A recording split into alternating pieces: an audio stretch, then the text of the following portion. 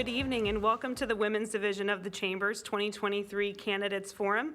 My name is Amanda Newens and it is my pleasure to serve as the president for the Women's Division for this year. The Women's Division is a nonprofit, nonpartisan, member-driven organization that's full of women from all areas of business, education, and community. I would like to invite each of you to attend our monthly meeting on October 25th at 6 p.m. at Town Hall at 137 Mount Pleasant Road.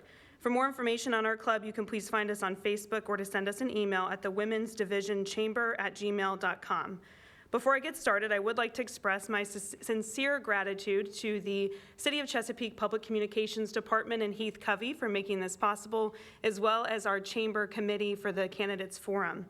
It is now my pleasure to introduce Ms. Tanya Gill to review the rules and procedures for tonight's forum.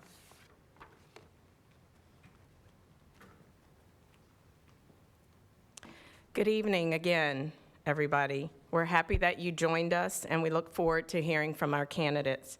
Before we begin, I would like to share with you the format for this evening. Each candidate will have 2 minutes to make an introductory remarks, followed by, we will start with the Senate, followed by the House of Delegates. We will have a break, and then we will move on to our treasurer and soil and water candidates.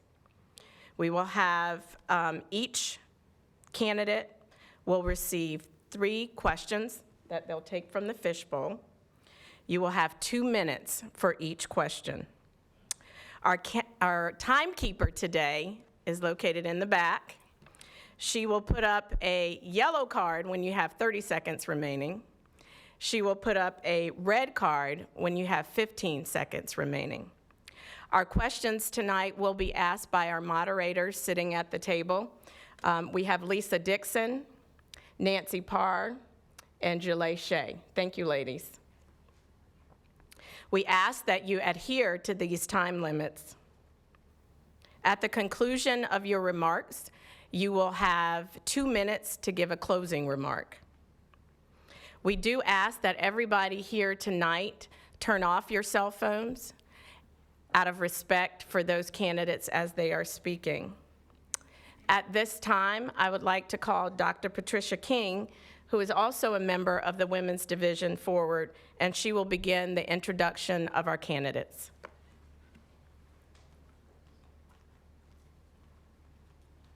Good evening, everyone, and thank you for coming out.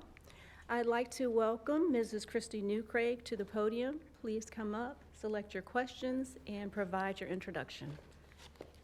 All 3 at once? Yes, ma'am. Yes, thank you, Christy. Oh, that's 3. Okay. Just 3. Thank you. Good evening. First, I want to thank the Women's Division of the Hampton Roads Chamber for allowing us to be here tonight.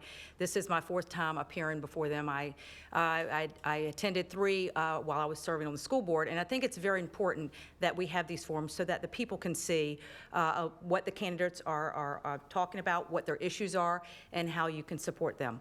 My name is Christy Newcraig. I am serving, I'm going to be running for the House of, not the House of Delegates, the Senate. I was looking at Jay, pardon. The Senate District 19, which is parts of Chesapeake and Virginia Beach. A little bit about myself. I have served 36 years of public service to the city of Chesapeake, and in those 36 years, I started out as deputy sheriff in the law enforcement. I served 16 years there, so I was dual served. I was a deputy sheriff, but I was also a 1995 graduate of the Chesapeake Police Academy, so I had dual training in both the Chesapeake Sheriff's Department and the Police Academy. During that time there, I served in the IA, I served civil process, I was a live scan operator, I did road trips to pick up inmates to and from facilities, so I pretty much worked in every aspect of the Sheriff's Department, and there's where I got my foundation to be the strong person that I am today. I also started in 2001 as the Chief of Staff for then Delegate John Cosgrove in the Virginia General Assembly. He was a delegate for 12 years, and then in 2013 he went to the State Senate. So I have been up in Richmond for a total of 23 years, and I served 22 sessions up there, and I've served with 6 governors and a lot of staff, and during that time I received a lot of training, and I am able to start in January and get the job done from day one. During the time that I worked for Senator Cosgrove, I also was blessed to be elected to the Chesapeake School Board. I served 3 terms on the Chesapeake School Board. I served as vice chair, chair, and then as a board member. And during that time, we did some amazing things in the city of Chesapeake. Our schools are probably top-notch. And so we were the first in the Hampton Roads area to get our kids back in school during COVID. And that was so important because our children needed to be back in school. Oh, sorry, I didn't know that. Okay. Sorry. I'm learning. I'm the first one, y'all, so you get to just see how this works. I'm the test person. Okay. If elected, would you seek out opportunities to create and fund a state park in your district? Why or why not? That's a great question, and yes, I would probably want to have a state park in our district. I think it's very important for people to have that ability to go into the parks and enjoy themselves. We do have one right here in Chesapeake, which is the city park, and it serves a lot of the whole city, and we have a dog park there, but everything is driven by funding. And so my priorities right now are economy, education, and public safety. But I definitely would look at it, maybe a state park in the future, but I have to prioritize what's important to the city of Chesapeake and the Commonwealth. Thank you. In Virginia in 2024, there is a total of $14 million available for grant funding through the Virginia Department of Conservation in the following 5 categories: farmland preservation, forest land preservation, historic area preservation, natural area preservation, open spaces, and parks. If elected, how will you ensure localities within your district are not only aware of this funding, but are strong contenders to receive it? In each locality, we have what we call a government relations person, and I'm very close to the government relations person in the city of Chesapeake and the city of Virginia Beach. So I would definitely talk to those people and inform them of these opportunities and these grants. I am a tree farmer. I have 50 acres up in Buckingham County, so preserving farmland is very important to me. We have loblolly pines, and so I always am very cognizant of supporting our agriculture and our farmland. I also was endorsed by the ag community. So I would definitely inform our localities of that and let them have the opportunity to purchase and to participate in that. Do you support the General Assembly's limits on reasons that law enforcement can conduct a traffic stop? Can you repeat that again? Yes. Do you support the General Assembly's limits on the reasons that law enforcement can conduct a traffic stop? All right, so the current laws. In 2020, we had about a dozen reforms on traffic stops for the state of Virginia. But being a law enforcement officer myself, I would like to reinstate some of those laws. The opportunities that we give law enforcement officers, which we call tools, to do their job, and those are very important. And so like taillights, brake lights, maybe the registration, those are things that law enforcement officers used as tools to keep the community safe, and it does work. So I would definitely support rescinding those.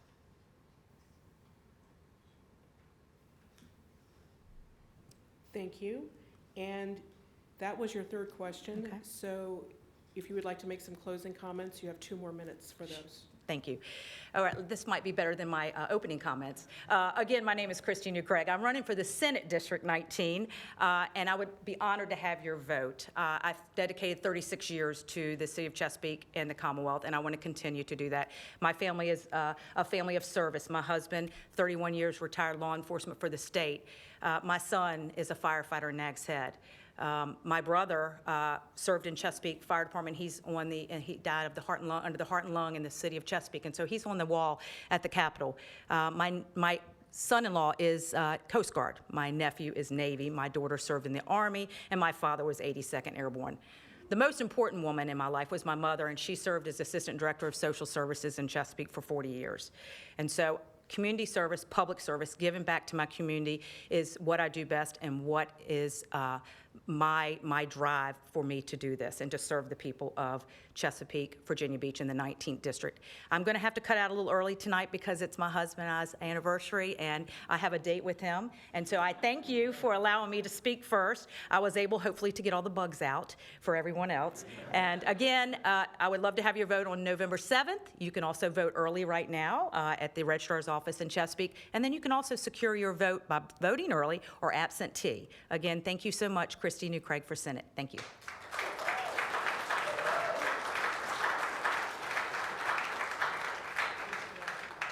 Thank you, Christy. So I would like to welcome Anthony Goodwin to the podium. You can please come up and grab your questions and then introduce yourself, and he will be representing District 18.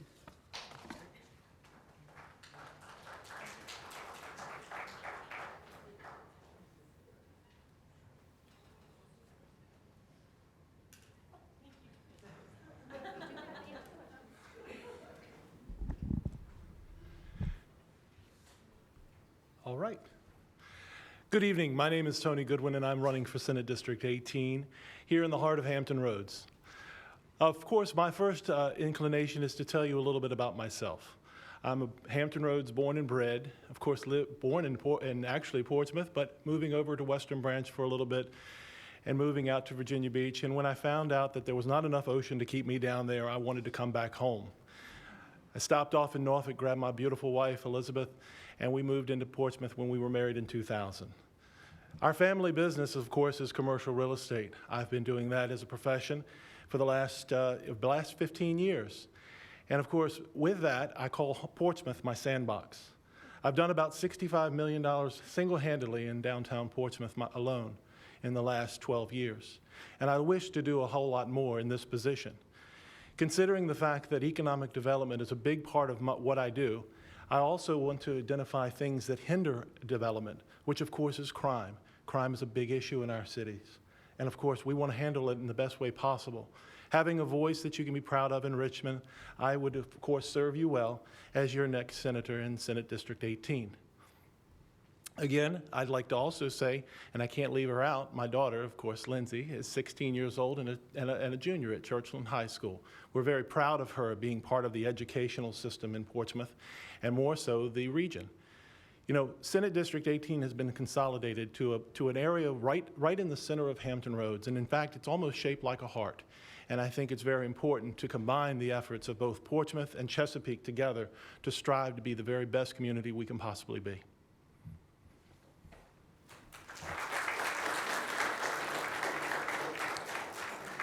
Would you support lifting the current age limit of 73 for judges? Why or why not? As far as a restriction on age when it comes to integrity in our judicial system, I think it's very important to understand that there are a lot of bright and uprising judges in our court system. And I think that more importantly, we want to make sure we have the best and the brightest on our bench and taking care of business the way it should be. And I think if given the opportunity to look at each individual on a case-by-case basis, I think there's always a room for checks and balances when it comes to those very important jobs.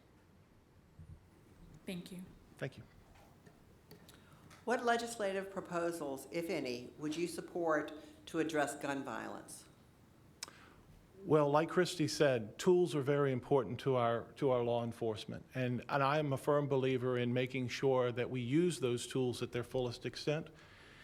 I think that it shows very well that our communities are ridden by a lot of crime here in the most recent past, but things that are actually already on the books, such as the gun-free and drug-free school zones that were established in 1982 by the Reagan administration and reaffirmed by the Clinton administration in 1996 by adding guns to that.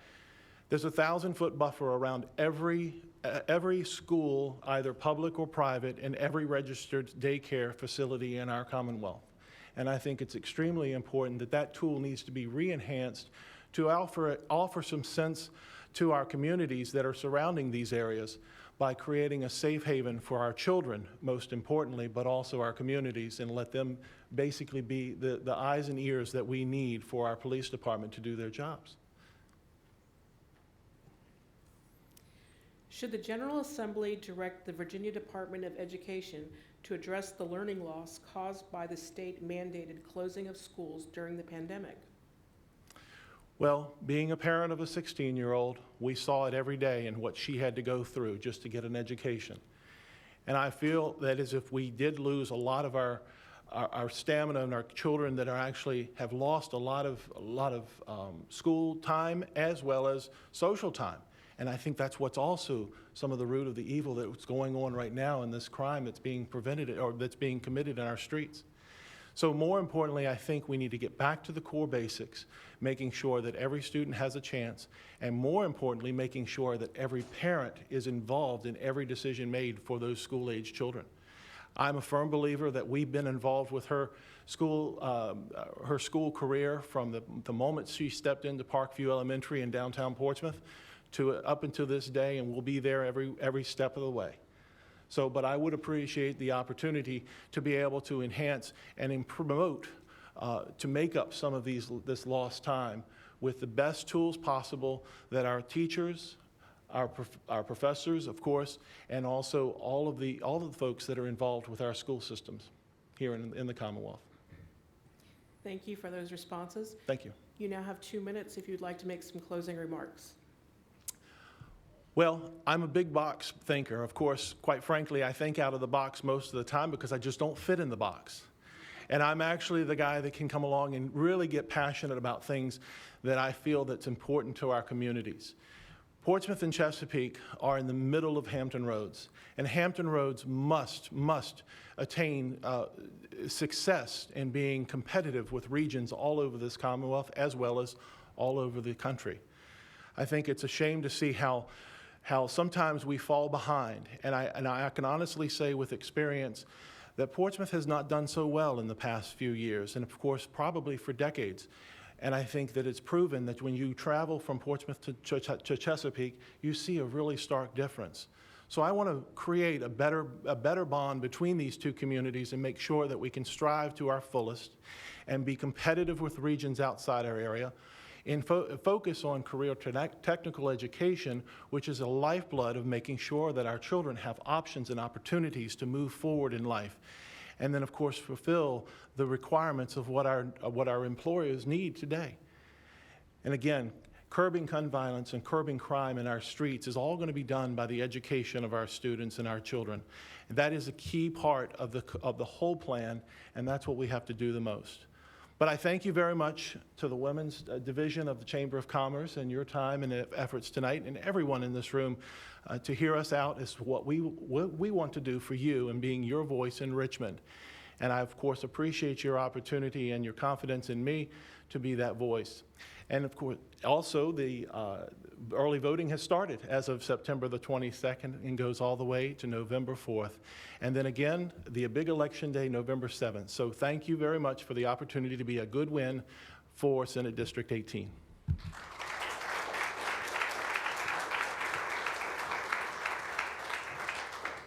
Thank you so much. If you hear the bell ring, that means your time is up. And so now I'd like to welcome Senator Louise Lucas to the podium. I'd like to welcome Senator Louise Lucas to the podium. Please come forward, select your questions, and provide your introduction. She will also represent Senate District 18. Thank you. Good evening, everybody. I heard you say that I will represent Senate District 18. I have represented Senate District 18 since 1992. A little bit about myself. I'm Louise Lucas, and I started my professional career as an apprentice. Well, I guess you would call it professional, but I started my career as an apprentice at the Norfolk Naval Shipyard. And after I left the Norfolk Naval Shipyard, I became the executive director of the Southeastern Tidewater Opportunity Project, leaving there going on to serve 2 terms on the Portsmouth City Council. I was elected to the Senate and took my oath of office in 1992.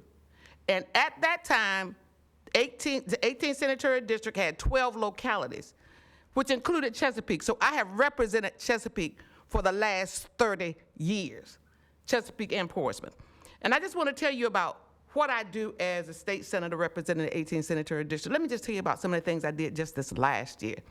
I introduced legislation to merge Old Dominion University, Eastern Virginia Medical School, and Centera as which will become one of the most important entities that we will have in the Commonwealth of Virginia. I introduced legislation to close the learning loss gap by introducing legislation for K through 3, and then 4 through 8, which will put a reading specialist in every school in the Commonwealth of Virginia. And that was a tune of $50 million. And let me tell you about what I did for getting a casino in the city of Portsmouth and 5 casinos across the Commonwealth of Virginia. It took me 20 years to get that legislation passed, but we finally got that casino in the city of Portsmouth. I'm a fighter. Everything that I've introduced in the General Assembly, I have stuck with it until I got that job done. I am the current chair of Senate Education and Health. So all of the issues that have come through that committee, through Education and Health, I have been a part of all those bills for the last 30 years because I have served on Senate Education and Health since I was first elected. Is that 30 seconds to go? Questions? Do you support legislation that increases the authority of localities to regulate the city or the development of solar energy facilities? Of course I do, but I've got to tell you that nothing happens with the General Assembly by itself when it comes to locality because we are a Dillon Rouge state. That's number one. We need to work with the localities, city councils, with the city council boards of supervisors to make sure that they are in sync with whatever issues we propose in the General Assembly. You don't do anything for localities without them wanting you to go forward with it. So we just need to make sure that we're clear that there are some distinctions between what we can and cannot do and whether or not city council wants to be involved with it. Additionally, do you support the enhancement of local tax authority over solar energy facilities? Again, same question, same answer. You have to deal with your localities. We can't do anything in a vacuum at the legislative level. Local governments have to be involved.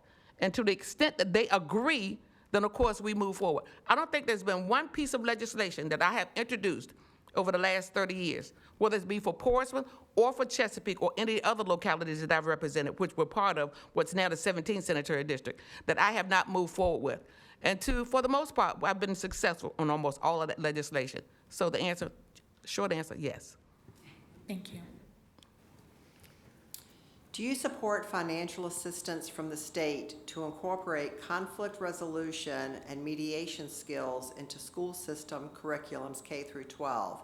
And it's a two-part question. I'll give you the second part so you can answer them all together. Should conflict resolution be a component of the standards of learning? There are a lot of collaboration that goes into efforts of that sort. You can't do it without State Board of Education. You can't do it without localities. And there's so many entities that have to work together. So oftentimes people ask us questions about what we will and will not do, not considering the fact that there are other entities that have to be considered as well. So to the extent that the State Board of Education, localities, and the legislature come together in agreement, then the answer is yes. But if there is any disagreement, then we need to discuss it further. This is another two-part question. Would you support a comprehensive update to the publication provisions of state law for local governments to allow the city to communicate with the citizens it serves using those means that will reach the greatest number of recipients? What ways do you think are the best ways to communicate with the public? Well, I think this forum gives us a good example of how you can communicate with the public, and that's to make sure that you continue to have public forums, and for the people who cannot make it, that you have them televised so that the public is aware of it. And I think you televise your city council meetings.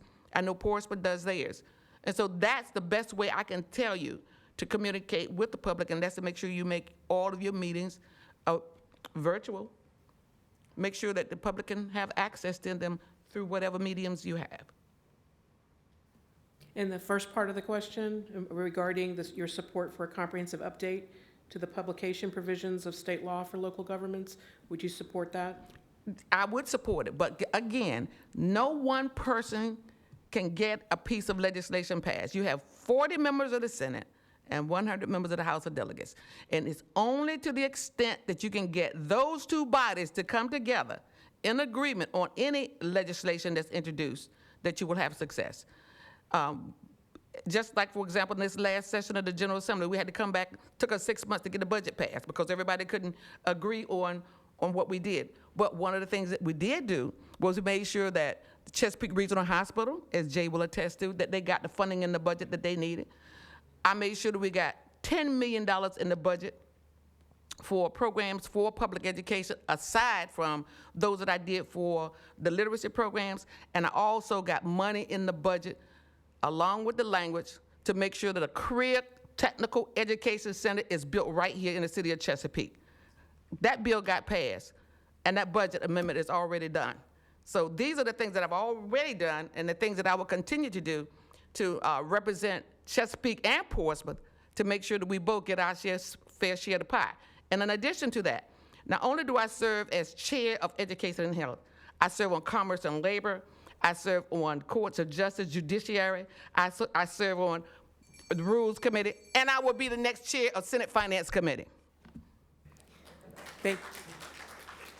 Thank you for those responses. And now I would invite you to take another 2 minutes if you'd like to make your closing comments. Great. As I said, I've already represented Chesapeake for the last 30 years along with the city of Portsmouth. Chesapeake has always been in the district. There's never been a time that I have not represented a part of Chesapeake. And even though you may, a representative may only have 2 or 3 or 4, or maybe 6 or 8 precincts in a locality, that does not mean you only represent those precincts. You represent the entire city, which is what I've done. And anytime the legislative liaison has come to us from the city of Chesapeake to ask us to do anything for Chesapeake, we've gotten it done. I've had educators come to me. Of course, your Chesapeake legislative liaison always comes to us to make sure we are aware of the issues that are in your legislative package. And as the next chair of Senate Finance and Appropriation, what I bring to the region is an influence that we've not had in Hampton Roads in over 35 years. It's been a long time since we've had somebody who's been not only chair of Senate Finance and Appropriation, but to be the president pro tem at the same time, because I preside over that body in the absence of the lieutenant governor. And so with me, you have a lot to gain. You have a president pro tem, the chair of Senate Finance and Appropriation, and of course, all of the other committees that I will continue to serve on as well. And so with that, I ask for your vote to make sure that I continue to represent Chesapeake and Portsmouth in the Virginia General Assembly as your state senator.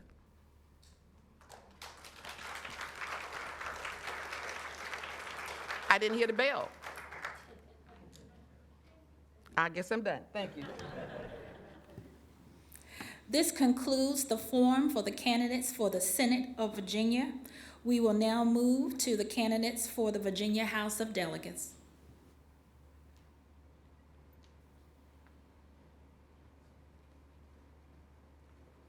I would like to call Ms. Benita Anthony to the podium, District 92. Please select your 3 questions and provide your introduction.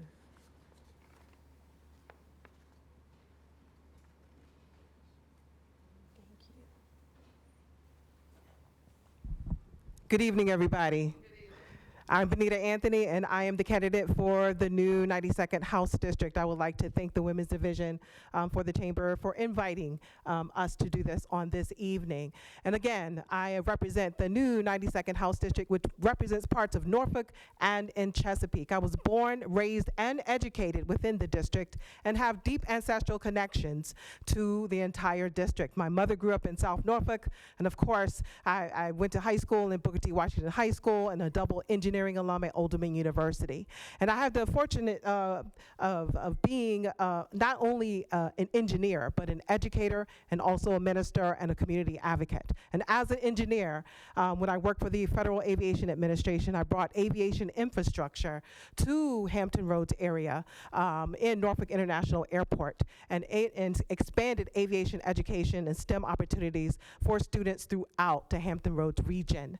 And my last stint with Newport News shipbuilding is making sure that we tie all of that industry together within the Hampton Roads region. And as an educator, I taught every grade from pre-K all the way through higher education. I spent 20 plus years in education and working for the College of Engineering and Technology at Old Dominion University for 17 years. And now I am the Executive Director of Retention and Persistence for the College of Engineering and Technology at Virginia State University. We're making good on the tech talent pipeline money, and I am here to bring all of that experience as an educator, as an engineer, as a minister, as a community advocate, to make sure that all of our families are able to not only survive, but to thrive, and that no part of the district feels like they're underrepresented. Thank you. Do you support term and/or age limits for the General Assembly members? So I think this question was answered in some previous answers, and we have to take every case in consideration. Of course, we have to look at what the terms are, and then what does that mean when we cut off and limit somebody's access to the legislature who is doing good work. And including that, we have to make sure that we're not also inserting ableism within all of our decision making. So we have to take all of those things into consideration and making sure we have good conversations on the matter. Thank you.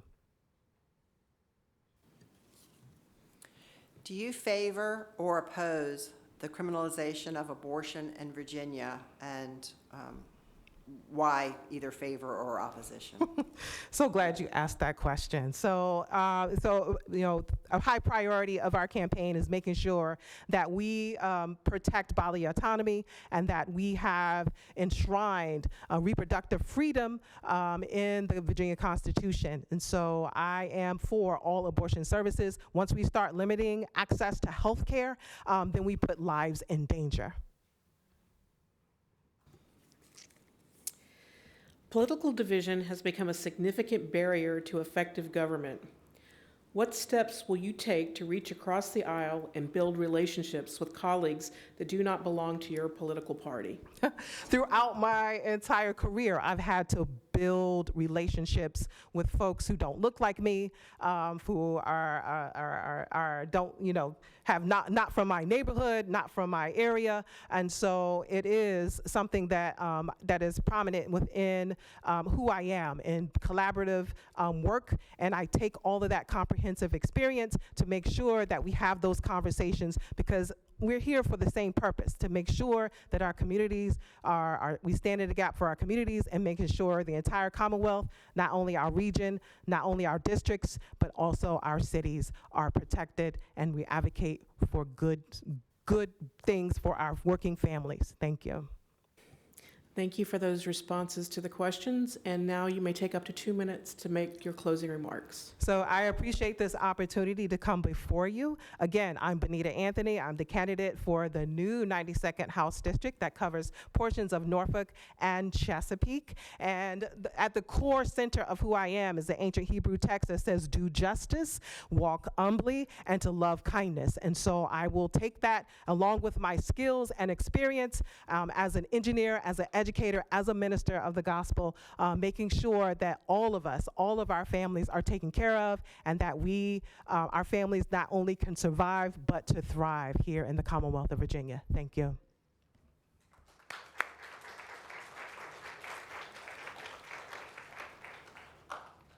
Thank you. We'd like to welcome Mr. Michael Durick to the podium. Please select your questions and provide your introduction.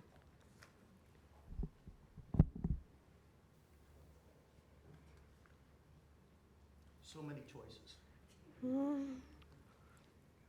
you. You can give me 2 more. I'll take off 2 more. 2 more?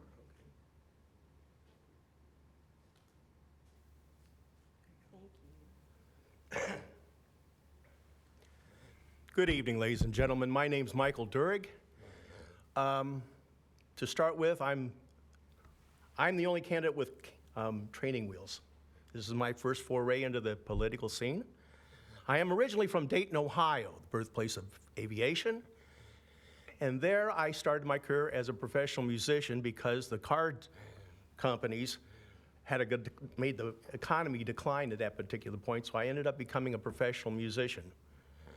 I was a professional musician for the first 20 years.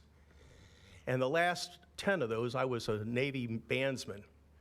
One of the achievements that I did is I was attached to the command that was instrumental in bringing an end to the Bosnian War.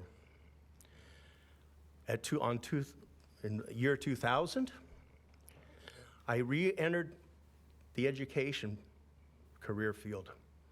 I started teaching at Virginia Beach. I was an orchestra director there. I resigned that position, and shortly thereafter, I became a federal certified screener at the Norfolk International Airport right after 9/11. After that, I became a teacher in the Churchland District. I was the orchestra teacher there for 2 years. I moved on to a position in Hampton where I became the guitar instructor.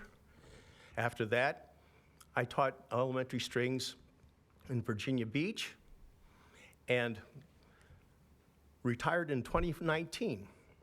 I see that pretty yellow sign in the back. Therefore, I thank you for inviting me to this position. I really am excited about it, and I thank you for your attention. What is your position on allowing the capital costs of alternative energy facilities, solar or wind, being passed on the utility bills of the consumers? Repeat that question one more time. What is your position on allowing the capital costs of alternative energy facilities, solar and wind, being passed on your utility bills as a consumer? As a consumer, I am paying an electric bill right now, and right now they keep going up. As a grandfather of 4 who I'm taking care of, there's a lot of expenses that our families right now are incurring. If the project is practical, there should be a profit margin in it somewhere. So I am not necessarily in agreement with that statement. Thank you. If elected, what legislative changes, if any, would you propose or support with respect to the regulation of abortion in Virginia? I was raised to be a gentleman, and the last thing that I would ever consider is to direct a young lady, any lady, to that decision. Initially, it was a medical procedure.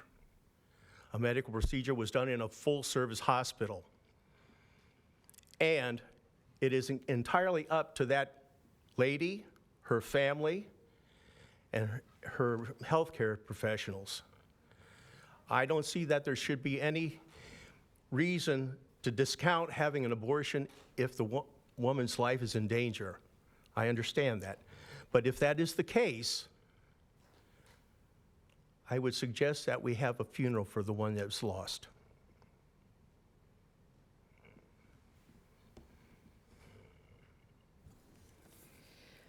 Will you commit to not capping, removing, or restricting any revenue sources, taxing authority, or user fees available to localities? If the state does eliminate or restrict local revenue sources, will you commit to replacing the lost revenues to the localities? That's a long one. Would you please repeat that? Certainly. Will you commit to not capping, removing, or restricting any revenue sources, taxing authority, or user fees available to localities? And if the state does eliminate or restrict local revenue sources, will you commit to replacing the lost revenues to the localities? At this point, committing to anything that ambiguous, a tax revenue is a tax revenue. We live in the Commonwealth of Virginia. We need to pay for the services that we all need. How we pay for those services is always in the flux. So I really can't. My training wheels are showing, if I can be so bold. But I would have to study that one before I could do any committing to it.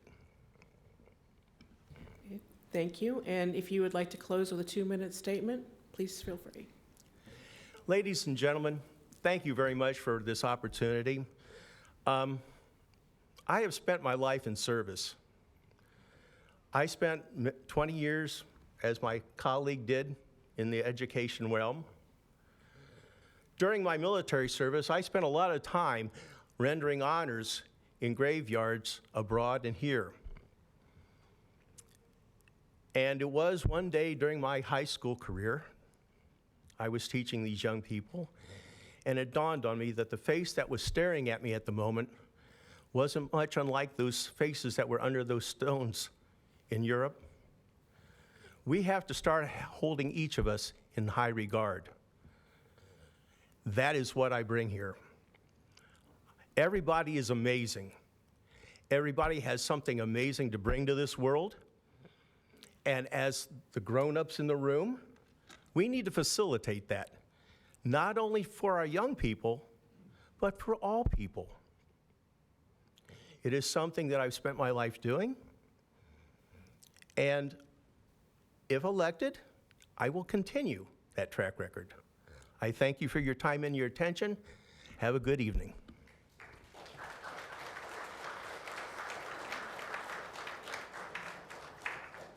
We'd like to welcome Mr. Elijah Colon to the podium, House District 91. Please select your questions and provide your introduction.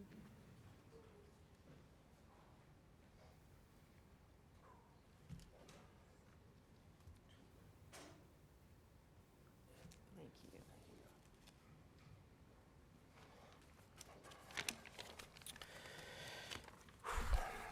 you. Good evening, everybody. Thank you to the Women's Forum for allowing this. I really do appreciate it. My name is Elijah Colon. I've been living in the city of Chesapeake for 17 years with my lovely wife and my 2 children.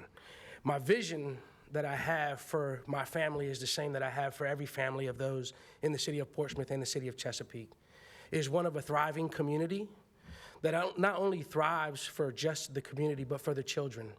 So the things that I'm looking at doing is cutting taxes, putting the money back in the hands of those that are working that need it the most. Looking at public safety, making sure that we provide the tools and the resources needed for those individuals to be able to perform the job that we're asking of them, which is provide us safety in our ever-changing society. Also ensuring that they make it home at night to their families as well. I'm also looking at economic development, providing jobs for those within the community that's going to allow us to actually grow tax base as well. Last but not least, public education. That's near and dear to me as I have 2 children that have been in school and are in school. I'd like to go ahead and create safety boundaries where it puts the parent at the head of the table and allows them to be the parent and schools be schools, getting us back to basics and allowing us to bring back our education system from what has happened throughout COVID. Thank you.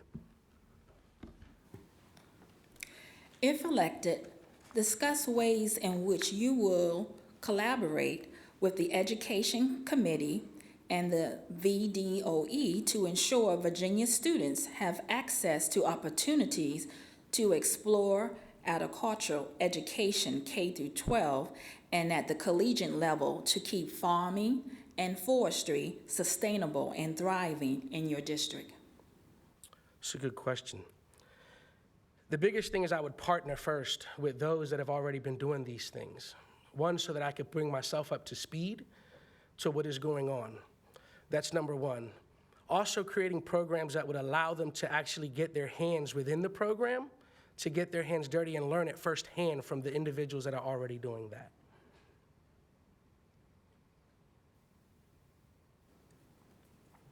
If elected, how will you work to lower taxes for farmers?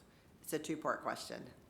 What types of breaks and incentives could be created for farmers at the state level similar to those that have been created for developers in the past? The first thing is we'd have to get with the localities, just like it's been described. I can't just jump in and expect to go ahead and start doing this. We have to get with the city, get partnerships, understand exactly what's going on and what can be done from the locality standpoint and then from a state standpoint. Do you believe that Virginia should continue to operate under Dillon's rule, which states that local government only has the power given by the state. Why or why not?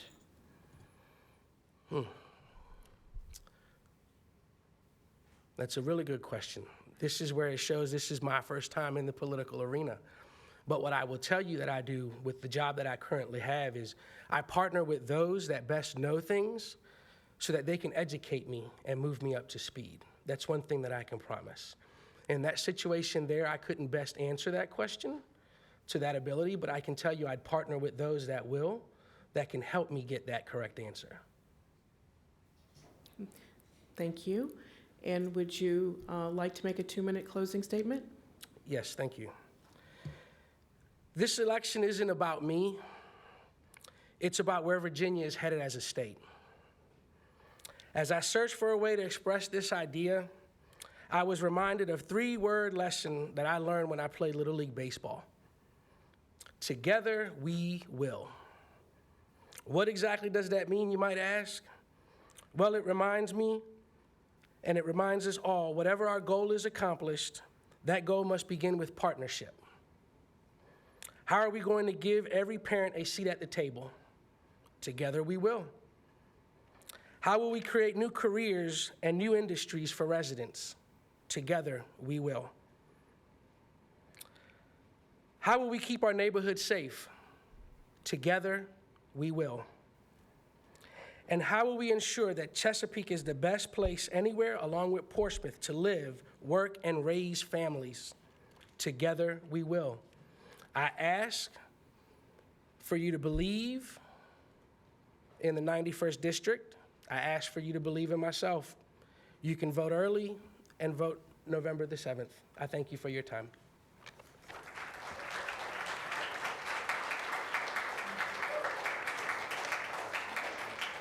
I'd like to invite Delegate Jay Leftwich to the podium, House District 90. Please select your questions and provide your introduction.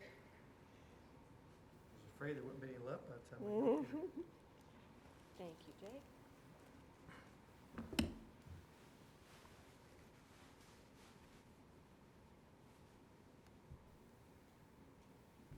Can I start?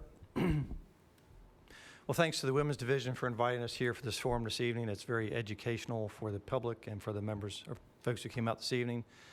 For those who don't know me, my name is Jay Leftwich. I have resided in Chesapeake for 60 years, and I am fully 110% engaged and invested in this city. All my family lives here, my children, my parents, my sisters, my in-laws, and hopefully one day my grandchildren. The 78th, which is now the 90th, is a kind of a unique district. It is one of the few that I know of that is 100% fully encompassed within the city. And so while it may be challenging and rewarding at times to represent more than one locality, I have no conflict of interest. I am for Chesapeake. That's who I want to go up there and represent. I want Chesapeake to be the best place to work, live, and raise a family. I want the best schools. I want the best police department. I want the best rec department. And when I go up there, I have one thing in mind, and that's to represent Chesapeake. I ask for your support come November 7th. Many lessons were learned during the pandemic, including alternative means of performing vital government functions. Do you support the option of local and regional government to meet electronically with public participation without a state of emergency in place? I do not. I think that it's important for citizens to be able to visit and observe their meetings in person rather than doing it in separate locations. I fully support allowing people to participate through electronic means. I would not mind an occasional meeting electronically, but I think for the most part, we need our elected officials to meet in person, where the public can come, observe in person, and then interact in person with their elected officials. And that's just, I mean, I don't ask the city and other boards and commissions not do anything that I'm not willing to impose on myself. It'd be easy for me to say yes to that question and then sit in my office and Zoom into a broadband advisory panel meeting, a guidelines review panel meeting, the VGen meeting, and participate. to me, there's something important about being in person and watching your government work.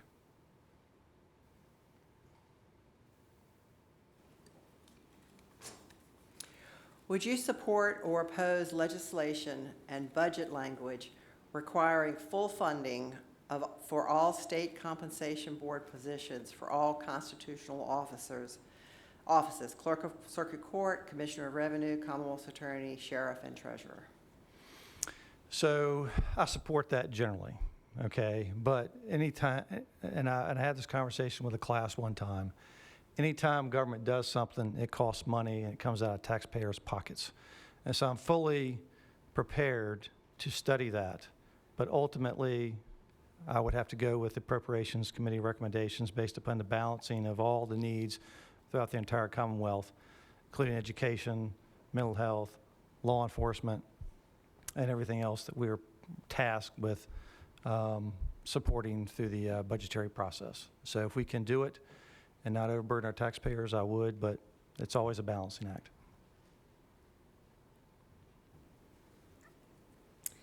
Which, if any, alternative energy production opportunities do you support in Virginia? Solar, wind, offshore drilling for oil and/or natural gas? What are your thoughts on these industries? Okay, so I do support alternative energy. I do think there's value in exploring small nuclear pods to create the energy that we need for Hampton Roads. What I do not like is when the General Assembly, and I've voted against it every time it's come up, is to grant a monopoly, a utility, the ability to make capital improvements for these things and then pass that cost to the taxpayer. If we're going to fund that stuff, if we want that stuff in Virginia, the General Assembly needs to step up and do it and vote for it and fund it and not pass it on to some monopoly or some energy company that can pass it on to the consumers. And then when people get upset that the energy bills are rising, they point the finger at utility. Well, it's not the utility doing it. It's the General Assembly passed legislation that allowed them to do it and pass the cost on to the taxpayer. That's what I'm opposed to. Thank you for those responses. And I now will invite you to make a 2-minute closing statement. Okay, so as a 2-minute closing, I think a fair question would be, what have you done for me lately? Okay, and so I've been in the General Assembly for 10 years. I'm not going to sit here and tell you every piece of legislation that I've introduced or I've participated in passing. But what I will tell you is that this past year, there were several things that I thought really needed some attention. The first was mental health and behavioral health. And so the chairman of appropriations got really tired of me chewing in his ear. But I was able to get $4.5 million appropriated by the General Assembly. It got a little held up in the Senate, and Senator Lucas pushed it over the edge in the Senate. So I appreciate her help on that in the spirit of bipartisanship. $4.5 million to Chesapeake Regional Medical Center, combined with a $3 million grant from the Virginia Opioid Abatement Program, which I also participated in and lobbied for that grant. And then the hospital got some money from the city and from the federal government. So that now Chesapeake Regional Medical Center has $10 million at their disposal to bring behavioral health beds to the city of Chesapeake. It'll be the first in the region, maybe one of the first in the state, and so I'm very proud of that. Secondly, I introduced a budget amendment that will bring $3 million to Chesapeake Public Schools for technical and career education. This year is for equipment. Their goal is to build a new facility that the whole region can utilize, and I'll keep working on that. I have 30 seconds, and the last is I introduced a bill that included mobile crisis response teams for mental health problems to be covered by insurance policies. So some things I've done, and I would appreciate your vote on November 7th, and I would love to represent the 9th District for another 2 years. Thank you.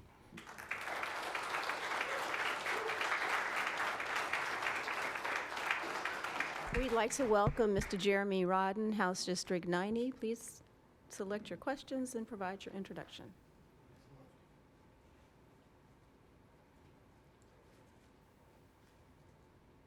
Thank you.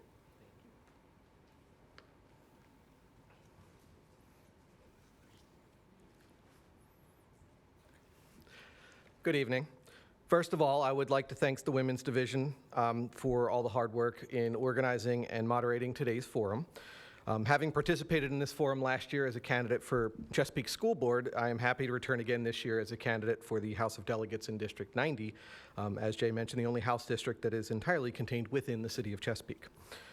For those who do not remember me from last year, I'll introduce myself. For those who do remember me from last year, I'll reintroduce myself. My name is Jeremy Rodden. I've been a resident of Chesapeake for over 13 years. I am a former high school English teacher, a current substitute teacher with the Chesapeake Public School District. I am a published author, a father of 3, and a community organizer and advocate. I am running for the House of Delegates this year as a direct result of my campaign for school board last year. During that campaign, I spoke to so many residents of District 90 who felt that we needed new leadership for a new era of our city. Many of the constituents in southern Chesapeake feel frustrated. They feel that their representatives have been worried more about the profits of corporations than the needs of the residents of the city, and would rather pursue extremist agendas over helping solve the real everyday problems of regular folks. As a public school educator and parent of public school children, my number one priority as a future delegate is to ensure that our public schools are fully funded. We had a very big missed opportunity this year when we had a budget surplus, and throughout those negotiations, one side wanted to put that money into our public schools and the other wanted to give tax breaks to corporations. We were able to get a good chunk of that money into our public schools, but we had a missed opportunity and could have done more. Schools in southern Chesapeake especially are facing severe overcrowding issues, struggling with staffing, as well as a lack of after-school programs for our children. As both a teacher and parent, I fully understand the current reality of the needs to ensure funding our schools takes priority over tax breaks for corporations. And I'll do the second half as my closing, so we can go to the questions.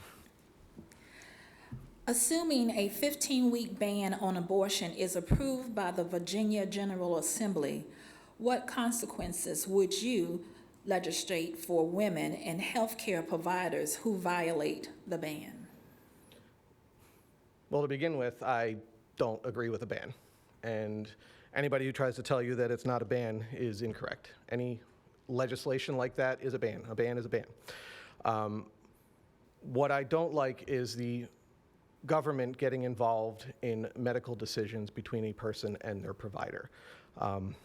I will tell you personally, this is a very important issue to me as the spouse of a physician, as well as a woman who has had to go through these horrible decisions that ultimately come about. I have been in the situation where my wife has had to have her provider make on-the-spot decisions to be able to give her the most appropriate medical care when we had second trimester missed abortions.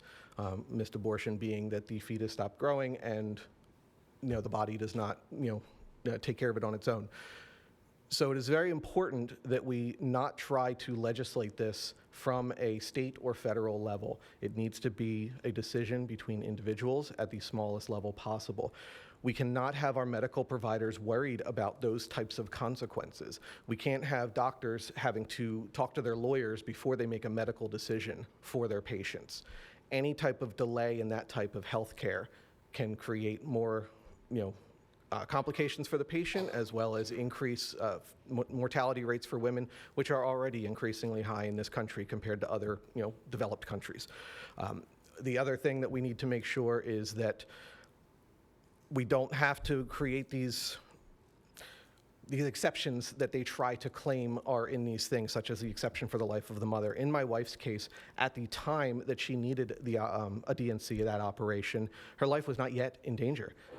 So it is not appropriate for a medical provider to have to wait until somebody's life is in danger to be able to give them the appropriate medical treatment that they need.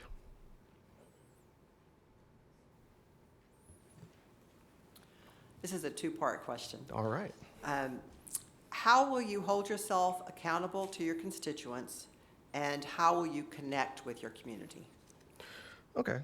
Well, that's really a one-part question, but I would say that, as Senator Lucas said, things like this, these types of events, forums, town halls, and things like that are extremely important. Southern Chesapeake has a very robust community that is very active, things like Roriton Club, civic leagues, and things like that.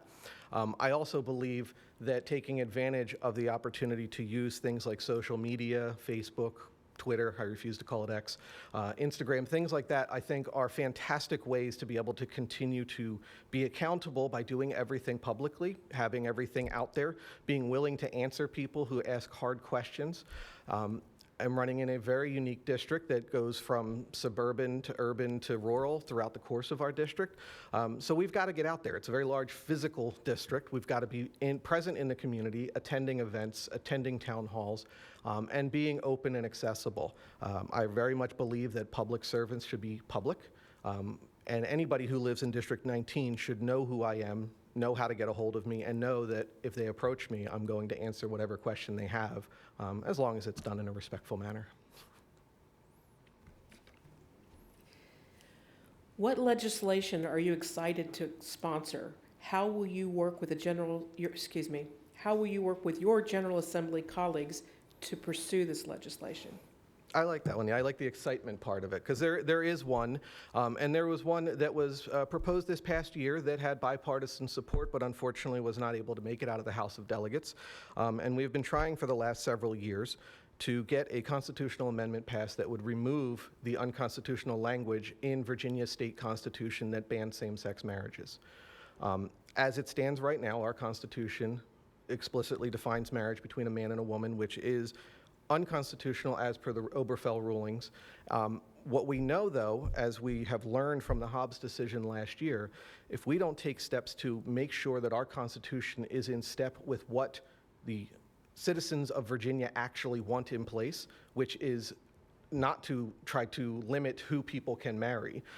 We have to go through that process. And it was introduced in a bipartisan way this past year, which means we know that we can work together with everyone to get this done. Constitutional amendment legislation is a little complicated. We'd have to get it in, passed through session in 24, and then we would have to wait again until 26 and get it through that again so that we can put it as a ballot item onto the 2026 election item. So it's going to take a couple of years, but I know that there's bipartisan interest in order to get this done. So I would definitely be proud to be somebody who would, sponsor and patron that legislation, in January. Thank you for your responses, and if you'd like to finish with a 2-minute closing, please feel free. Absolutely. So I will pick up where I left off. As you remember in the introduction, I was talking about being a public school educator. The second thing that I would like to address is the reckless overdevelopment of Southern Chesapeake.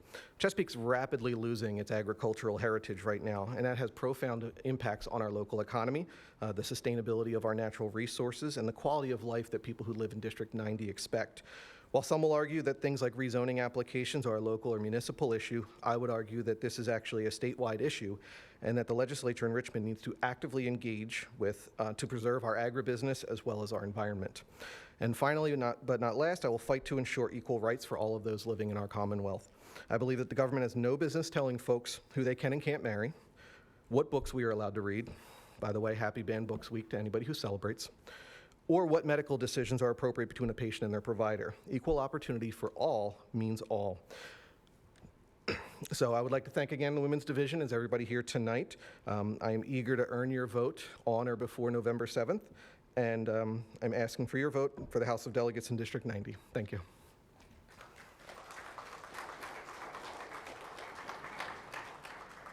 We'd like to welcome Mr. Baxter Ennis, House District 89. Please select your questions and provide your introduction.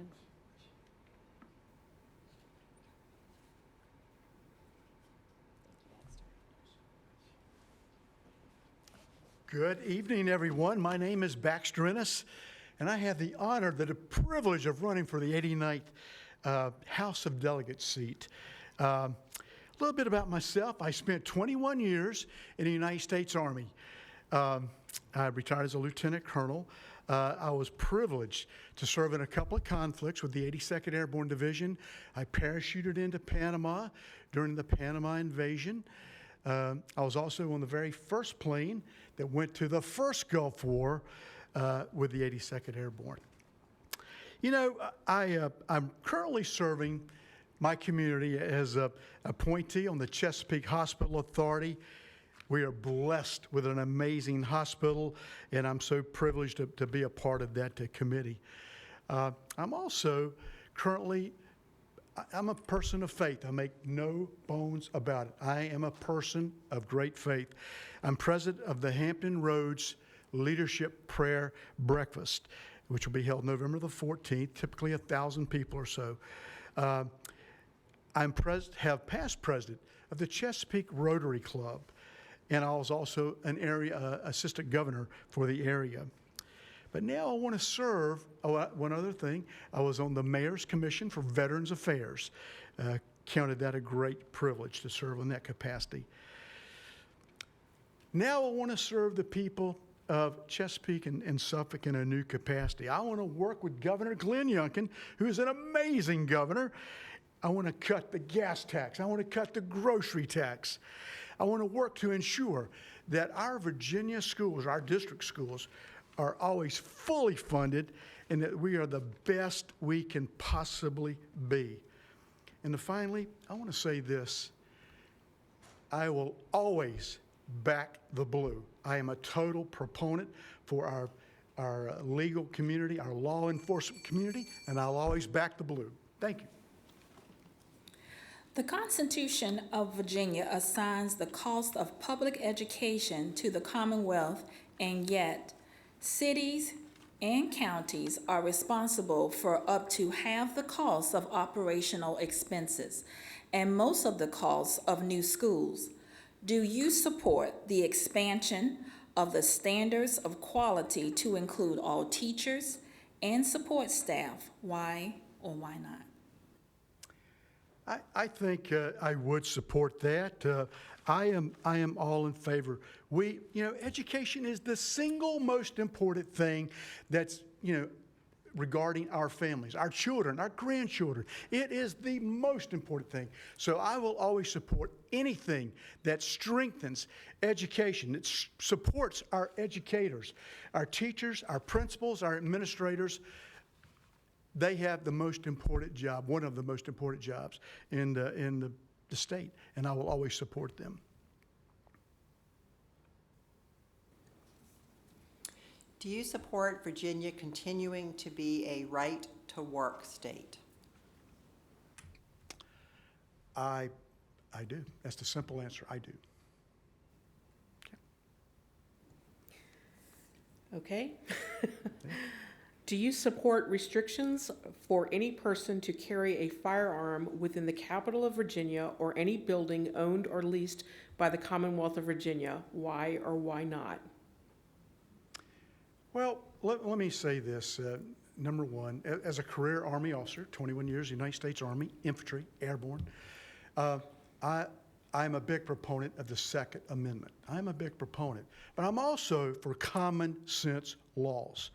So there are places and there are situations where firearms should not be allowed. And I leave that to the people who are running those particular institutions, whether it's the General Assembly or others. I leave it to those people to make those common sense decisions about what should or should not be allowed. Okay. Thank you for your responses. Thank you. I now invite you to close with a 2-minute statement. Great. Well, thank you all for coming here tonight. Thank you for being involved in the city and in this region, in this District 89. Thank you for coming out and listening to each of the candidates here. I will just say this. I am committed to working with Governor Youngkin. He's such a great governor. I want to help cut the taxes. I want to cut the gas tax. I want to cut the grocery tax. I want to continue to work to make sure our schools are the absolute best they can be. And as I mentioned before, I will always back the blue. I will always back our police departments, our sheriff departments. I back law enforcement. Their job keeps us safe. They make America an amazing, wonderful place to live in. I don't know, and I'm sure many of you in this group, you've all traveled much. We are so blessed in this city, in this Commonwealth, in this nation, to have safe streets, to have safe communities. And it's because we have wonderful police departments, we have wonderful law enforcement people, and I will always support our law enforcement. One other thing, I want to say this about veterans. I will always stand up and support our veterans. Probably many of you in this room are veterans. As I said, I was a 21-year Army veteran. I know there's a lot of those other folks from the Navy in this community, and I support them all. Mr. Dillner, I support them all. Thank you to anyone who served our nation in any capacity in the past, at present, or in the future. And I know some of your kids and grandkids probably have served.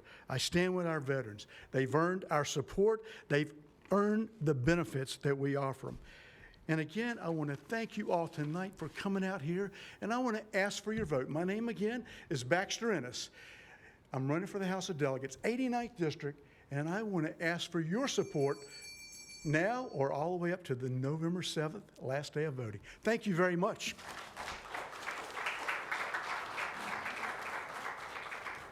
We'd like to welcome Mr. Michael Dillender, House District 84. Please select your questions. Thank you. Thank you so much. Well, good evening, everyone. My name is Mike Dillender, and I'm running for Virginia House of Delegates in the new 84th District. The new 84th District is predominantly Suffolk. It includes a big portion of Isle of Wight, goes all the way down to Franklin, and there are 300 voters in Chesapeake.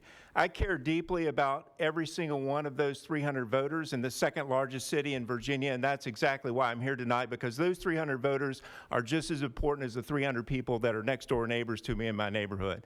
And so that's exactly why I'm running for this seat, is because I want to represent everybody, and I want to be a strong voice for everybody in my district in Richmond, all 85,000 people, give or take. A little bit about my background. I had the honor of, like Baxter, I served in the military. I had the honor and privilege of serving in the world's finest Navy for more than a quarter of a century. And as all veterans or military people can attest to, we get tested in the military.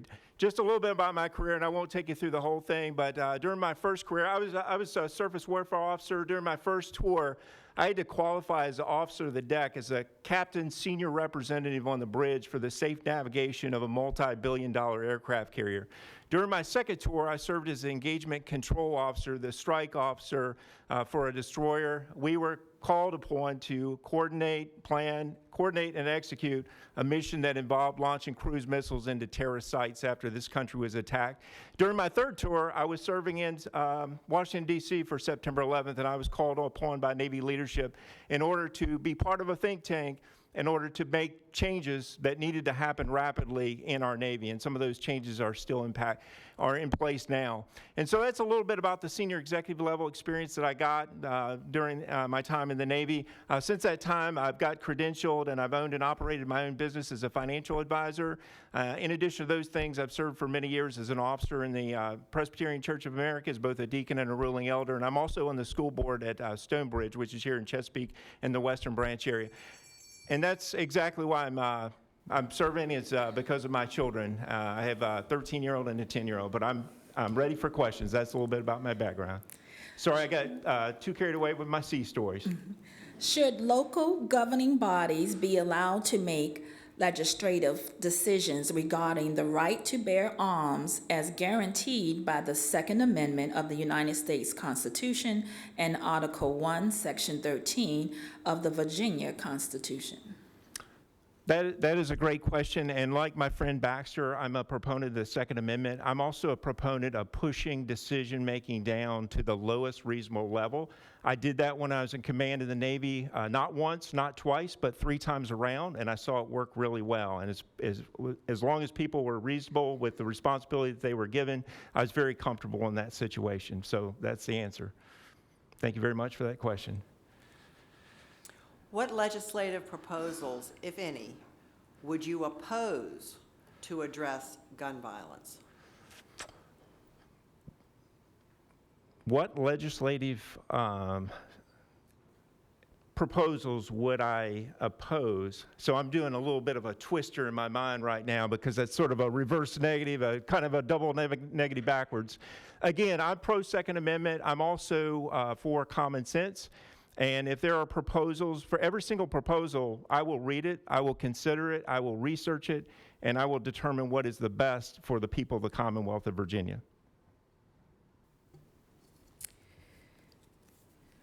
What is your position on sovereign immunity for local governments and their officials? So in terms of sovereign immunity, again, I believe in passing decisions down to the lowest possible level there, and that's where I stand on that issue in terms of sovereign immunity. Thank you for your responses to the questions, and if you would like to finish up with 2 minutes. Okay, sure.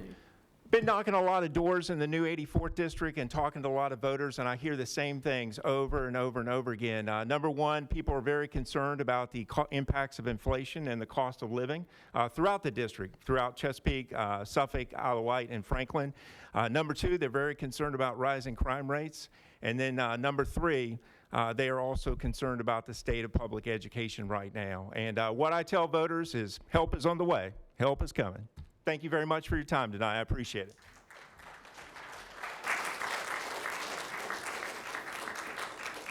This concludes the section of the forum tonight for the candidates for the Virginia General Assembly.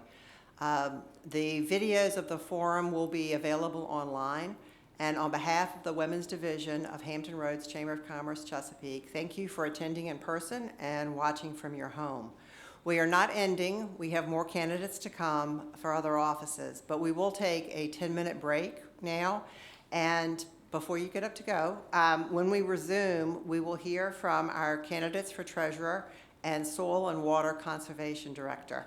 And if the candidates who have spoken in the first session, all the candidates for the General Assembly, if you wouldn't mind stepping down here in front of the flags so we could get a picture with members of our chamber. And then we will ask the candidates after the break when they finish to do the same thing. Thank you. And please come back in 10 minutes.